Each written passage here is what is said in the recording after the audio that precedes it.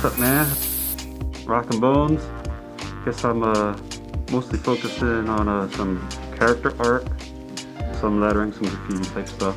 I started getting into graffiti and public art, street art. There was no street art when I started getting into graffiti. I grew up in Philly, you know, and graffiti was everywhere.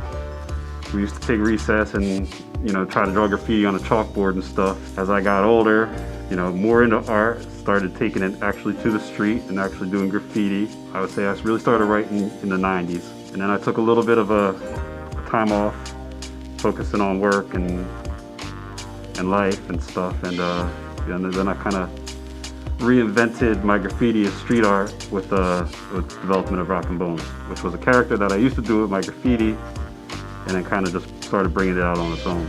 Some of my earliest memories of graffiti was as a little kid down in Philly.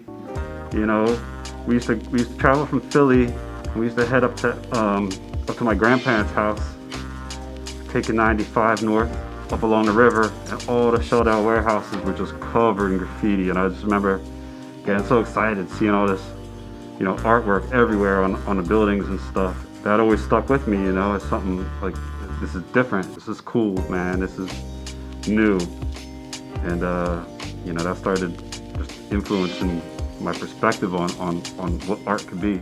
But my philosophy is, you know, like, I don't really know, you know, this just comes from more than just like, you know, seeing the art, but there's so much advertisement and billboards everywhere, you know, and you see artists like just injecting themselves into the conversation, you know, like, if we're gonna be bombarded with ads of stuff we don't really need or want, like, what's the difference if it's like some artwork, you know, like out there for everybody to enjoy? You know, a lot of these artists will never get a shot at like being mainstream artists, you know, so they just take it into their own hands to get their message out there. You know, then I remember like I learning about Keith Haring, you know, and seeing him go out and do the same thing. Like, he took actual advertisement spaces and just started like doing his graffiti and his chalk characters, you know, on the empty billboards. And why not, you know, like, at least you're giving people something good to look at and something to think about. These WBL trains were really fun to do, you know. I think they always come up with some kind of interesting projects, I guess, to work on. And this one in particular is pretty fun, you know. It's been a while since I got to paint on a train, so this was bringing back some memories. Never worked on this little of a scale, but it was fun, man.